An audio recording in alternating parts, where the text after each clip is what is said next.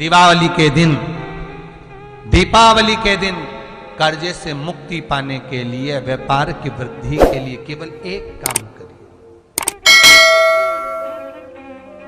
केवल एक काम। महाराज, दीपावली की रात्रि को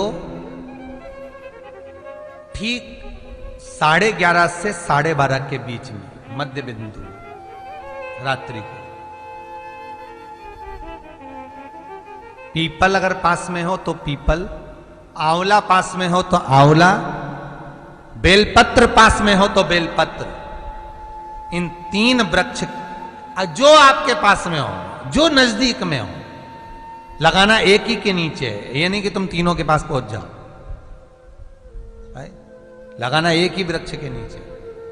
3 दीप अलग अलग, एक लक्ष्मी के लिए, गणेश जी के लिए, सरस्वती के लिए। 3 दीप घी के, एक फूल बत्ती का, 2 लंबी बत्ती का, फूल बत्ती मतलब गोल बत्ती का, और 2 दिए लंबी बत्ती के, घी के भरे हुए दिए, खाली नहीं, पूरा भरा हुआ दिया। 3 दिए घी के होने चाहिए, दिया पूरा घी का भरा होना चाहिए, एक गोल बत्ती का, 2 लंबी बत्ती का। ध्यान रहे पूरा घी का भरा होना चाहिए, एक गोल बत्ती का और 2 लंबी बत्ती का। उसमें एक एक कमलगट्टा, कमलगट्टा जो हवन में चढ़ता है, किराने की दुकान पे मिलता है काले कलर का कमलगट्टा, महाराज उस दिए के अंदर रखकर सबसे पहले गोल बत्ती वाला दिया हाथ में रखिए, हथेली पर जलाकर, और अपने स्मरण करो लक्ष्मी का, कुल देवी देवता का स्मरण करिए, अपने पूर्वजों का स्मरण करिए, कर्जा मुक्ति का भगवान से विनती करिए, और बाबा कुबेरेश्वर महादेव का स्मरण कर कर फूल बत्ती गोल बत्ती का दिया पेड़ के नीचे रख दीजिए। दूसरा दिया जला हुआ उठाइए, उसकी बत्ती अपनी ओर हो, उसको उठाकर फिर अपने कुल देवी देवता का स्मरण करिए, पूर्वजों का स्मरण करिए, जिस भाव से दिया लगाने आए हो वो भाव को व्यक्त करिए, और दिए की बत्ती पेड़ की साइड कर कर रख दीजिए। तीसरा दिया उठाइए,